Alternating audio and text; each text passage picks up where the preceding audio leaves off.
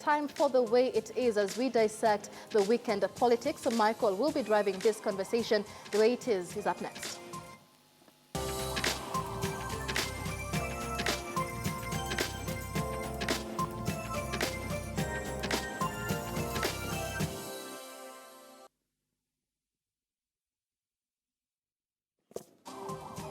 Welcome back, and well, it is time for The Way It Is. This is where we weigh in on what has been happening politically speaking. And remember, this is not just a conversation for the studio, but you at home are welcome to participate or wherever you're watching from. And feel free to do so via Twitter. Our Twitter handles are going to be displayed as we continue. Also, we'll be opening up the phone lines and giving you an opportunity to weigh in on the subject matters, on what we're going to be discussing. But let's start with that question of the day. And this is to do with Moses Wetangula. Should Bungoma Senator Moses Wetangula consider running for a second term, even as he eyes the Deputy Prime Minister position on the NASA lineup? Remember, he's one of the principals. And, well, if NASA does win the August 8th elections, then what is proposed is going to be a Deputy Prime Minister on the power sharing deal that they came up with. But news coming in that he may be defending his senatorial position. And, of course, we'd like to find out whether you,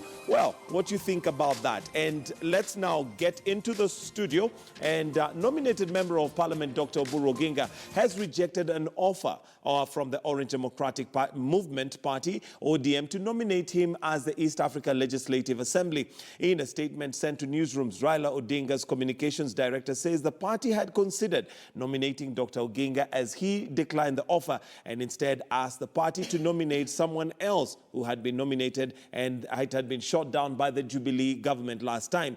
Dr. Oginga is expected to address the media today on the issue. Reports indicate that the Wiper Party has nominated Kalonzo Musyoka's eldest son, Kennedy Musyoka, amidst disquiet among members of the party. Kamkunji nominations parliamentary loser Simon Bogwa is rumored to be among those who will fill up the 5 slots reserved for Jubilee Party at the regional parliament. And we'll start with that as our point of debate this morning. But let me introduce the panel that we have this morning. And to my extreme left, we have Honorable Simba Arati, who is the Member of Parliament for Dagoretti North. Thank you for joining us this morning. Yes. We also have Ambrose Weda, who is a lawyer. Thank you for coming too.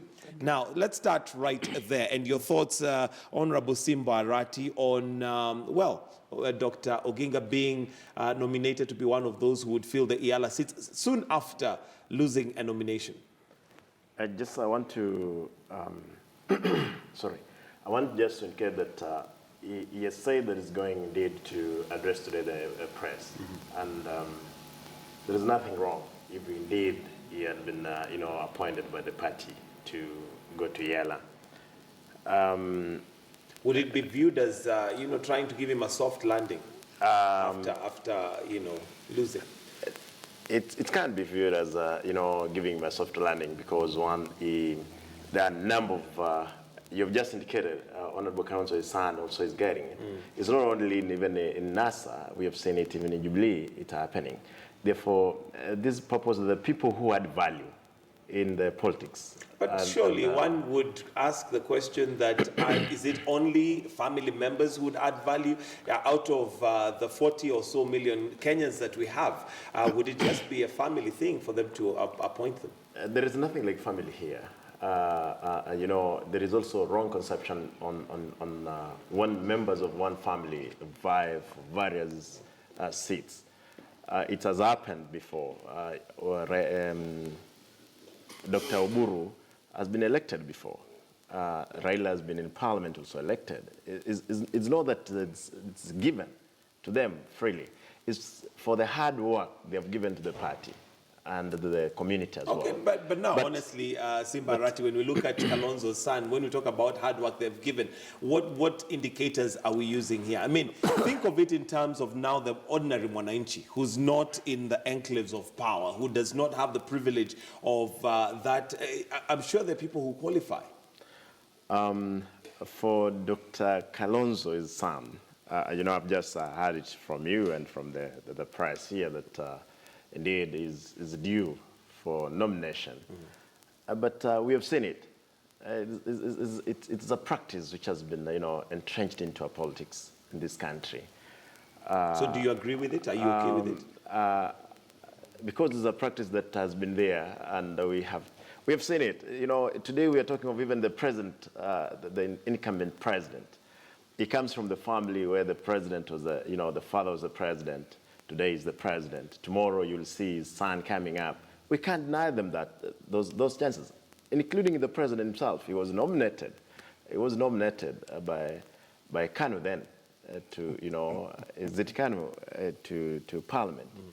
But it's a practice that which is there. I don't want to say is neither, is so good or bad. what's your feeling about it? I'd like to know what does Simba Arati feel about it. Is it something you agree with? And I ask this on the basis of the fact that this is coming from NASA, who have said they're all-inclusive, they're not going to have anything to do with nepotism, regional balance. But now when we look at a nomination like this, one is left, with a question mark. There are questions left. Personally, I want to put it that if they can put value, they can bring value into our politics, the daily politics in the country. Nothing is wrong about it. Okay, that's your stand. Ambrose Weda. I think Honorable Burudinga is, the limping big brother. Big brother who is limping, so you have to carry him every corner. So it forces the Honorable Raila Odinga to keep on carrying the brother whenever he loses here, he loses there.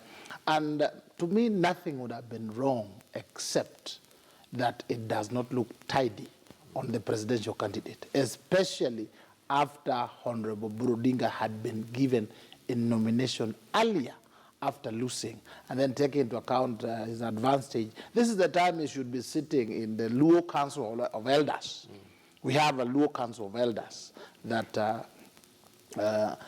advising the Luo people and his brother how to win the presidency, not coming in and taking the various lots that could have been used to attract other communities. But I really don't think he has just rejected it. My thinking is that he's eyeing the deputy governorship of Siaya County because he was very supportive of the current governor who actually got the ODM ticket. So chances that his friend will come in and say, become my deputy are very high. And I see he's playing hard, the way Kalonzo was playing hard and saying, my blood is ready, I want to be president. Kumbe was just shoving off people so that he becomes number two. I think that's what Oburu is doing. When we come to Kalonzo's son, I really think Kalonzo has been very decent when it comes to his family members.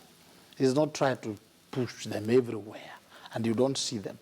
Therefore, I really do not see anything wrong with that young man being given a platform to also launch himself into the country's politics, the international politics. There's a landing. Even our President Uhuru was given a landing by President Moi. So somehow, if your father is big, he gives you a landing. For Kalonzo's son, I think will make noise, but it is okay. But for Uburu, I don't see. This comes at a time of a lot of political deal-making is happening before the elections. And we've just read a story here that Oburu Oginga has now withdrawn from the ELA race. Yes. But what follows is he now tells Jubilee to give that position to somebody else who who lost out in the nomination exercise. So already it's only being given to those who lost out. That it is clearly a soft landing. Is it being based on the credibility or the No, it was. I said this is a limping elder brother that every corner is losing, and you are a younger brother. He can go to Honorable Raila's home and insist and say, as your elder brother, I want this. And back there, he has a voice. So that voice, you have to take care of it. That is why he has to be given something. That's why he was nominated last time. And even now, having lost in a way he lost, something has to be found for him.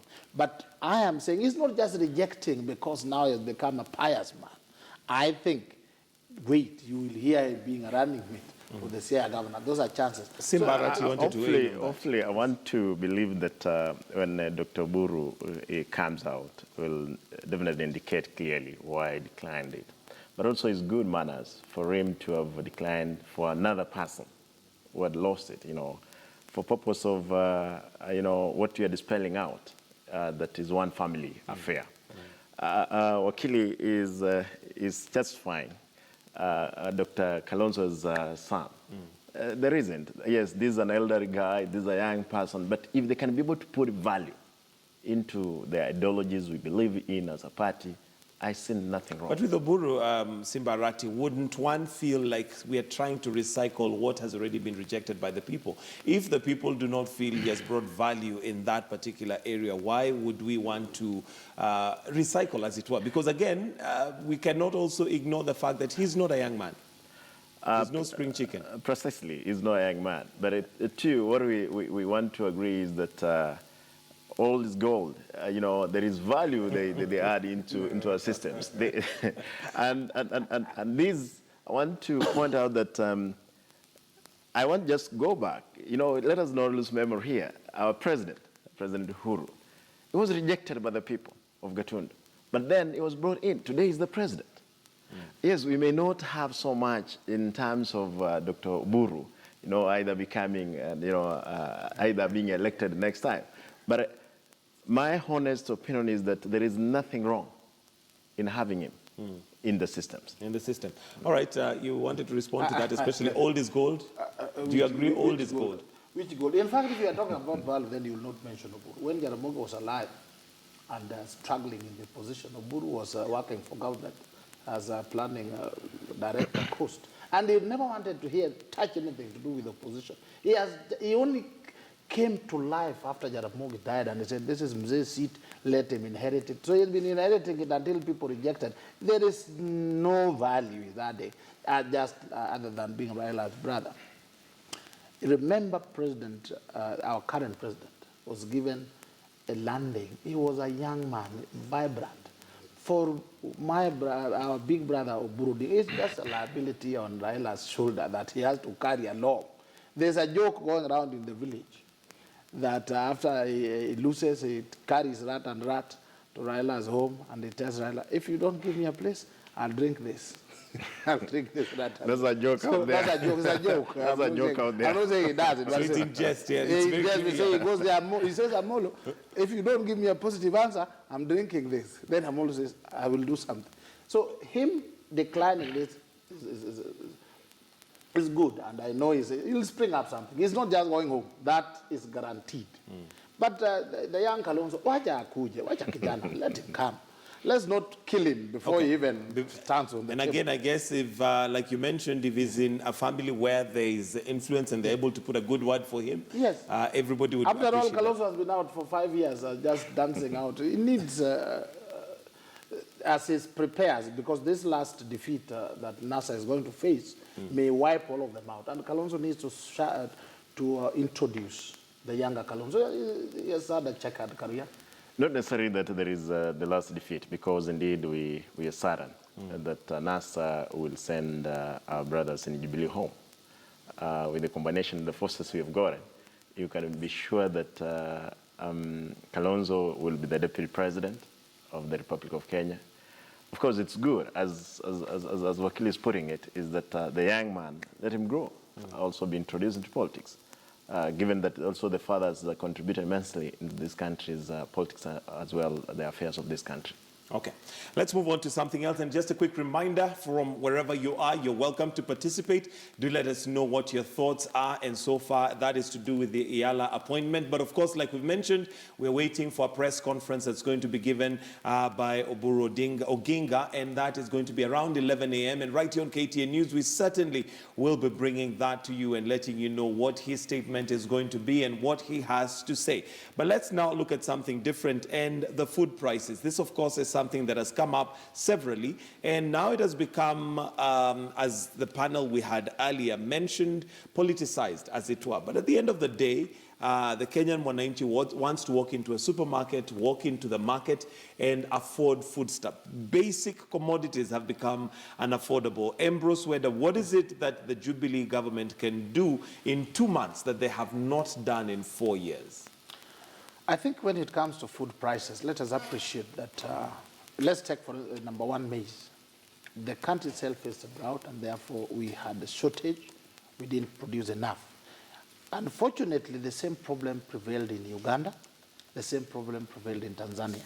Therefore, the additional maize we are using does not come from Uganda now, and Tanzania also closed their border. We therefore have a huge shortfall This drought, I remember about a month ago, was coming from Nyandarua.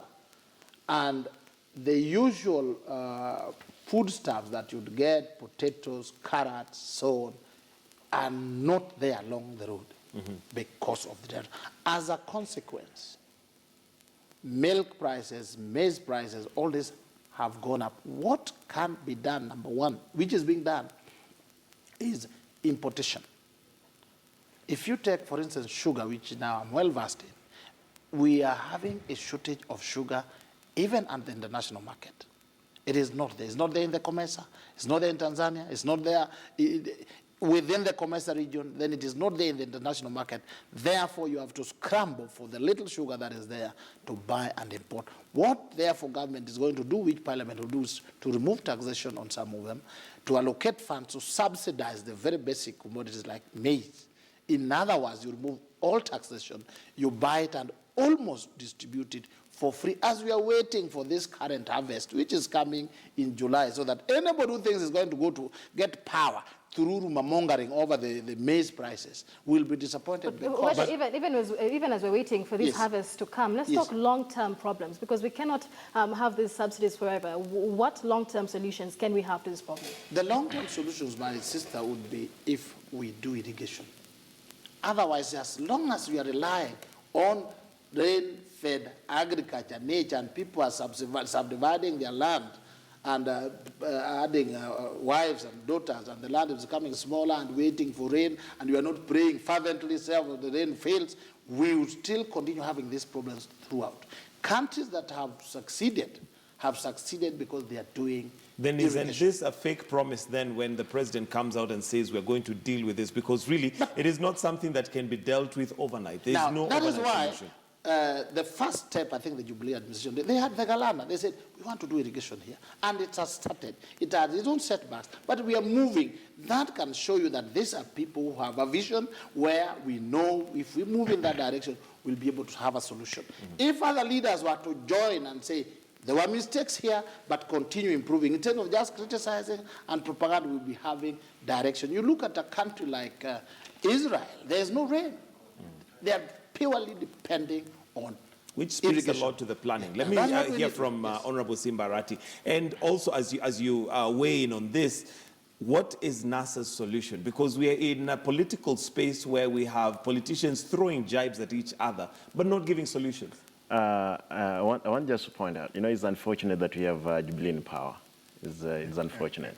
According to NASA? No, not according to every Kenyan. Yesterday, it happened that I decided, yes, okay, you are a Kenyan, but I want you fall under the Jubilee. But I want, yesterday I walked into supermarkets. There is no even one packet of flour, ugali flour. Unfortunately, is that this is a government which promised us that is going to irrigate 1 million acres of land in terms of food production.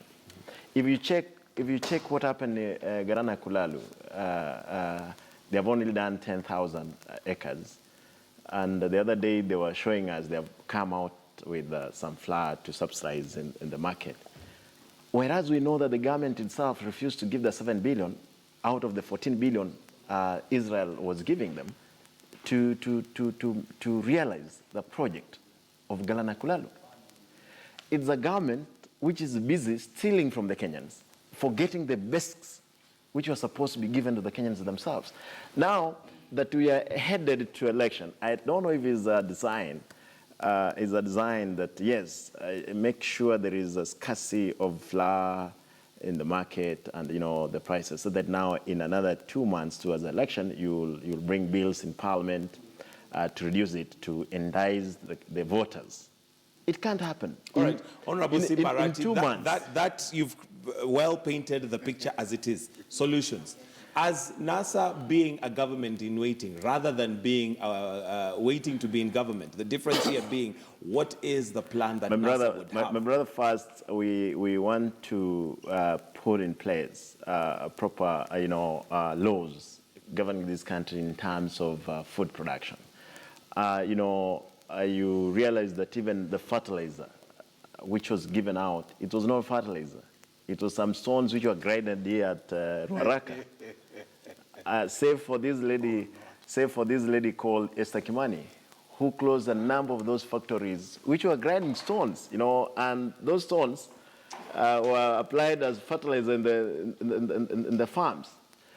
What we are saying is that Jubilee, unlike NASA, as we are prepared to salvage this problem, the problem that has been brought by our brothers. Yes, we are in the same country, but also we can't hesitate to say it as it is, that Jubilee has put us in the current fix we are in.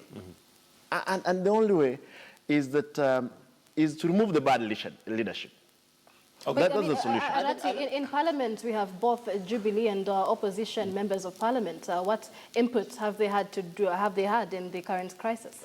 Precisely, it's hardly a month ago when they brought the waiving off of the taxes of maize. The question is, where are these maize? They were telling us it's coming.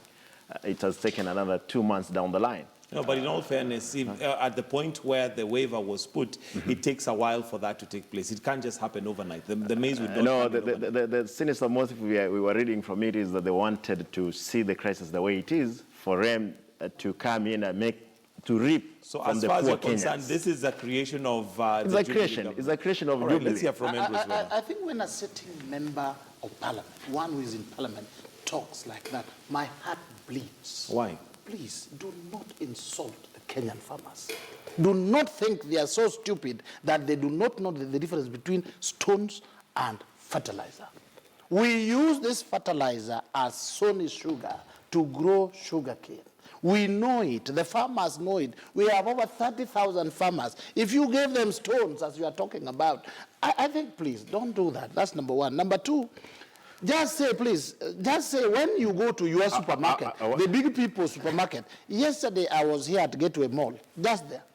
There was too much maize flour. It is only that the price is still 120, 130, and that's where people are crying. And that is where the Parliament has to come in to allow legislation to reallocate funds so that there's subsidy. Number three, you have been asked for solution.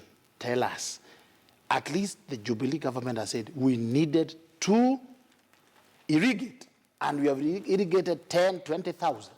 Now, your side, all your presidential candidate is saying is that when they come in, they will grab people's houses, force them to take rents which are not commercially viable. In fact, they are going to interfere with private ownership of things by dictating. I saw your presidential candidate, Raila Odinga, say, I will come and force landlords to take this amount of rent, knowing very well that there are some people who are not even paying rent. Hold it there as we also hear from what Kenyans have to say. We have Dan from Nairobi on the line. Dan, good morning, and thank you for calling in. What's your question or comment?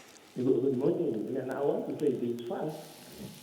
The very first primary responsibility of any government is to feed its citizens.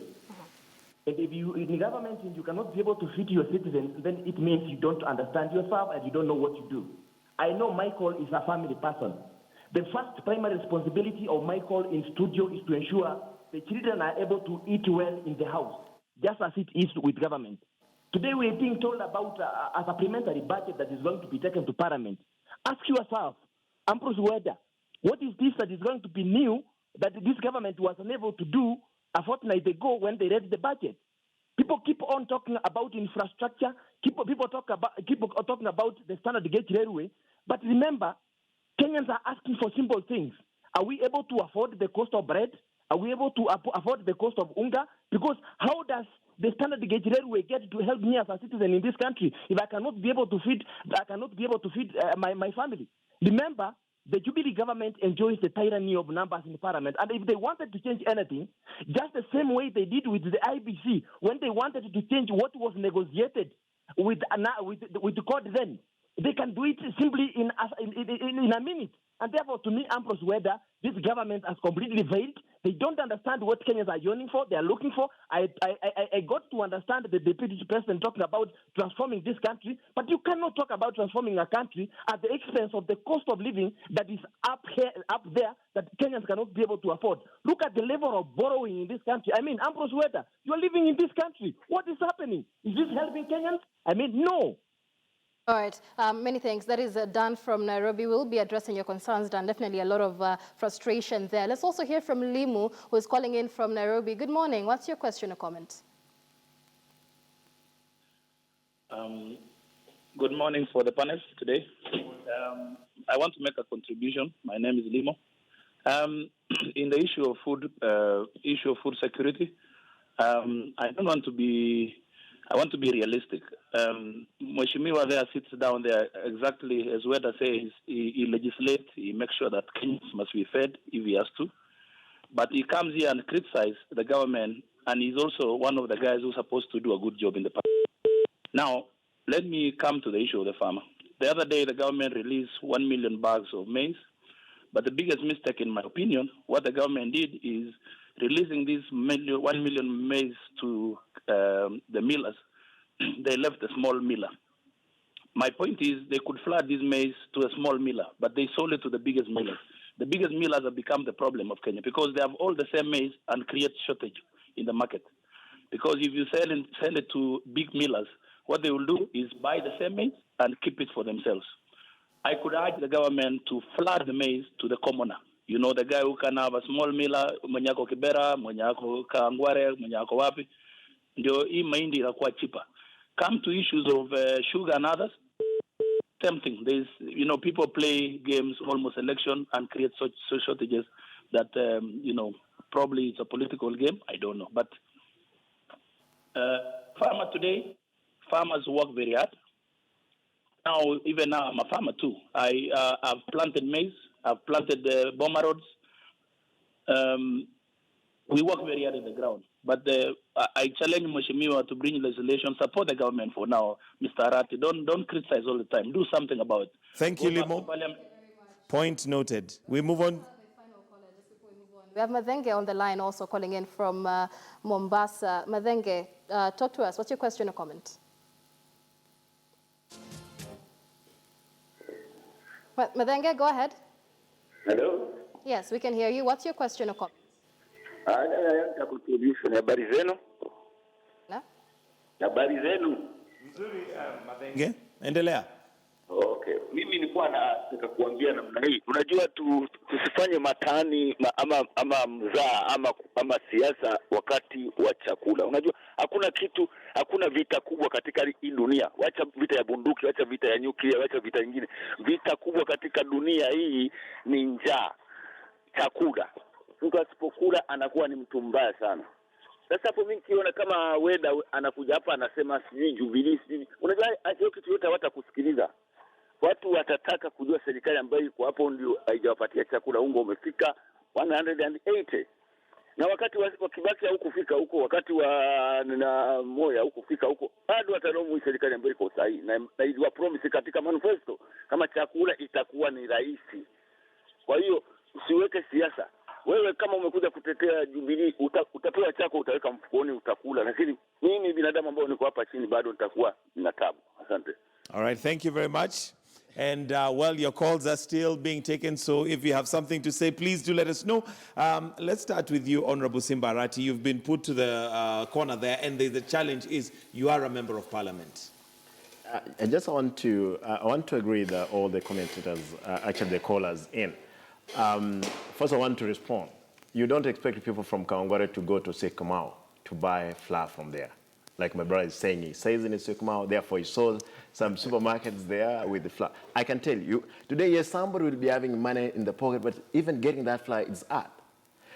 The other question is, I sit in the Agriculture Committee, where we know the government has refused completely to give in money to when the donors come in, they expect you as the government first to give your share before they give their money. The money for Galana Kulalu was reduced from 14 billion to 7 billion.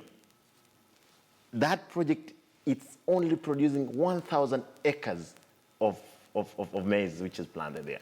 Therefore, we don't expect, the only business, I want every person, every Kenyan, be it in Mombasa, in Kiambu, Kisii, Migori, Eastern, is that if you don't provide for them, we can't make a joke of the stomach here.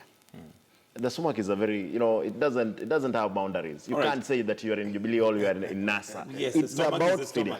the SOMAC. Therefore, the only thing we want to tell, the other thing is that Jubilee, they have been busy stealing from Kenyans. Basically, that is it. Their business is that only scandals. They are stealing big money. It's not even small. If this money they had put it into agriculture, today, even into Garana Kulal, we'd have gotten food for the Kenyans. All right. Whether, as much as you defend Jubilee, yes. and there's even a caller there who said, at the end of the day, it's how much or the pocket that matters. And the truth of the matter is, the harsh reality is prices for food and basic commodities. We talk about basic food is very high. The fact of the matter is, Jubilee is a sitting government. The fact of the matter is, the buck stops with the government. Correct. I think also let us not worship our stomachs too much and then also blame people too much. No. In fact, our God tells us differently. Tells us as occasionally you also fast. The food prices, true, is high. Blaming it entirely on Jubilee is wrong because that is dishonest. But we faced a drought.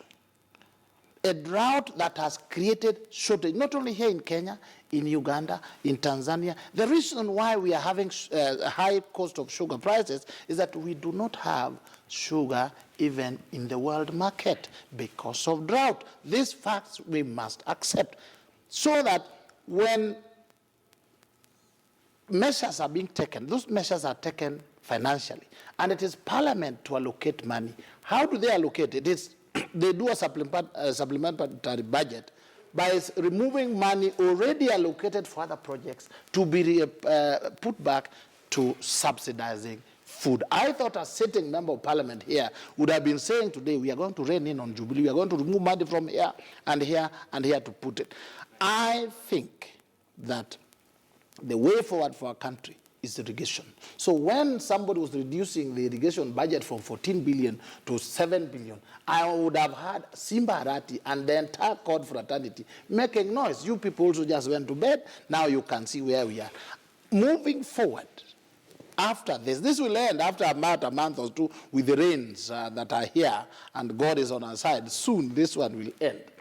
But we need long-term policy. If you go back to Parliament, please, irrigation is the way. Support any government, whether it is Jubilee or NASA or which one, so that we have sufficient food supply. Speaking of these long-term solutions, because we also had Limo calling in from Nairobi. He's a farmer himself, and Arati, you sit in the Agriculture Committee. One of the long-term solutions would be to cushion farmers from things such as drought, what we're experiencing now. And Limo says, in terms of cushioning farmers, the smaller farmers are being left out, and most of the incentives are being given to the large-scale farmers. And really, focusing on the small-scale farmer is what is going to make a difference in the country. So talk to us about what the government and Parliament really can do to cushion these small farmers. The bumper harvest we had from Bura Tana irrigation, you saw it went west, simply because of our poor, for the poor man down there, could not be able, his maize could not be gotten into the cereals.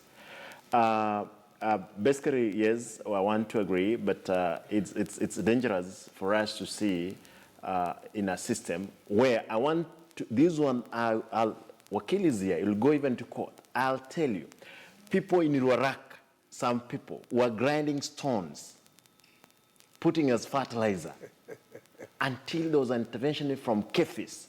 That's the time, we got some sanitary bit of it. Even the fertilizer which came from the outside the country, the fertilizer which was, condemned at the port. It's a fertilizer some people who had good connection within the systems are brought in, which actually cautioned in the issues of, now it's not issues of drought. We can't blame it all solely on drought. We are saying it's a system which is loose. All right, let's take a call from Wycliffe Otieno, who is in Kisumu. Good morning, Wycliffe. Thank you for calling. To your comment or question. Yes, boss. Thank you for the panelist. I'm calling from Kisumu. Hello. Yes, go right ahead. I'm calling from Kisumu. Go ahead. Yeah. I'm just asking Mr. Weda, if the president can pay. In fact, he paid Anglo Leasing 1.4 billion without even passing through the parliament. Why, with these powers? Why could even order chakula even from Brazil, then bring to Kenya, and then give Kenyans a proper accountability? Why was it just still waiting for this, all these circles going to parliament, calling? The president has powers. He has powers. He can do something which can help the common wananchi. All right. All in Kenya, where when something, the president is, there's something happening. There's something behind this thing. We are Kenyans. We are watching what is taking place. We are watching. We are not stupid. Why is it now coming with this? Thank you, Wycliffe. Ambrose, whether do you want to answer that one? He's already complaining about the Anglo Leasing payments, that something was wrong with it. That's why I say, even he did it, would he expect the president to walk with Arungu to Treasury and order payment? It would not. The way the law is, the parliament has to appropriate. And that is what the president said on Tuesday. Panarati. Tuesday, please allocate $1 billion so that food is brought quickly and we can eat back ugali. I love ugali myself, and now that is very expensive. Although me, I can afford, but I know that is. There are many who cannot. And maybe let's move that conversation forward, because Tuesday is the day we're waiting for. What should we expect from you, Simba Arati, that you're going to do in regards to the Kenyan Mwananchi who's complaining? I'm expecting that Jubilee will use its tyrant of numbers in thinking positively, on this. But then, it's too late. It's too late, because what they are doing, and I want to say this is a calculated move in terms of make sure there is no flour on the shelves of supermarket. The sugar is not there. So they give it. They think Kenyans are stupid. Give them in another 1 month or 2 months to election so that you can induce them. Kenyans are tired. I can tell you, they cannot be moved by the share by passing, because you're telling us tomorrow on Tuesday, actually that's tomorrow, that you're going to pass a bill in Parliament to reduce the prices of commodities. But then, how long will it take? It can't be immediate. Therefore, we want to warn Jubilee that yes, this is your last days. Do what you want. Come up with all cosmetics on caroling on how you're going to improve the economy, which you have failed to do in another 4 years. In the last 4 years, you still haven't told us what you do. Commitment for what Kenyans are expecting in Parliament tomorrow, especially as a parliamentarian. But let's hear from Paul Mwangi, calling in from Juja. Paul, what's your question or comment? Habari zenu? Nzuri sana. Yeah, this Mwangi. Na ile kitu ya kwanza nataka kusema ni kwamba tuna mtu anaitwa Kalonzo, tuna mtu anaitwa Raila. Kitu ya kwanza ni kugawana hizi kazi. Kama saa hii unasikia huyu anataka brother yake aingie mahali fulani, anataka ndugu yake aingie mahali fulani, na mwingine anataka mtoto wake. Tukitoka hapo, niambie Simba Arati ya kwamba kila wakati akiingia pale hawezi ongea kama Mkenya, huwa anaongea like a politician. Hata mambo yenye haitajikani kuwa na politics, yeye anaongea maneno ya politics. Na ni lazima akiingia hapo awe anaongea kama Mkenya, mtu mwenye ako na haja ya kusaidia Kenya, lakini si mtu ako pale atetee chama yake. Ni vizuri awe akiingia hapo, anakaa hapo aongee kama Mkenya. Maana huwa wanasema ya kwamba Kenyans wamechoka na serikali ya Jubilee. Okay, kwani wana Jubilee supporters, they are not Kenyans. Sisi tunanunua unga kama wengine, tunanunua shukari kama wengine, na tunafanya kazi zetu na tunaendelea na maisha. Kwa hivyo tunaelewa kila kitu yenye inaendelea katika Kenya inaendelea kwa nini. Hata kama hiyo maneno itatengenezwa, lazima tujue ya kwamba hawa wanasa they are Kenyans and we are Kenyans. Si kila wakati wanasema ati Wakenya wamechoka na serikali ya Jubilee. Kwani sisi hatujachoka na siasa hizi duni za pesa 8? Tumechoka hata sisi. Hiyo kitu ya mwisho nitasema ni hii. Tunataka watu ambao watakaa chini, waongee kama Wakenya, watetee Wakenya, kama Simba Arati, parliament hakuna kitu huwa anafanya. Kazi yake ni hizi politics ndogo. Lazima ajue vile atafanya kama kiongozi wa taifa ya Kenya. Asante sana, Paul. That is Paul Mwangi calling in from Juja. I think if you allow me, there's one briefly one question. You have been asked. Tomorrow, as a member of parliament, we have a crisis.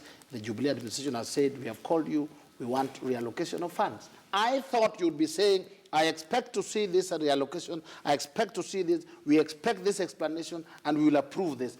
Just raising your hands in the air and saying, tyranny of numbers, we are going to remove these people. We want to eat Wednesday, we want to eat ugali. So, and it is in your hands, not even President Uhuru's hands. Yours, direct President Uhuru and the minister to reallocate. Closing comments very briefly. I don't know. Wakil would have told us that they have some stores of maize they are waiting for them to supply by Wednesday for us to come down. But I want to point out that we can't forgive Jubilee. We can't forgive Jubilee for the current fix they have put us into. In terms of, it's the time even children, they're going back to school. I've seen schools they're closing because they could not meet They've actually requested that parents pay up their fees because the prices are ridiculous. We'll have to wind up because of time. What do you expect of such a kind of a government in power? Therefore, what you're saying, yes, tomorrow we will do our best to see, we pass the law. Well, I can guarantee you this, Honorable Simba Arati, tomorrow we're going to have our eyes on you to see what you are going to do. Next week, should you come on set, we'll put you on the spot and find out what role you played in regards to your people. What solutions, especially the opposition members of parliament, will be coming out, especially with so much fingers being pointed at Jubilee. I want to let you know that the solutions we have, of course, it can't be the solutions that Jubilee has. What are they? Jubilee has We'll have to wind up. Thank you very much, Honorable Simba Arati, Member of Parliament for Dagoretti North, and Ambrose Weda, who's a lawyer, for joining us this morning on the way.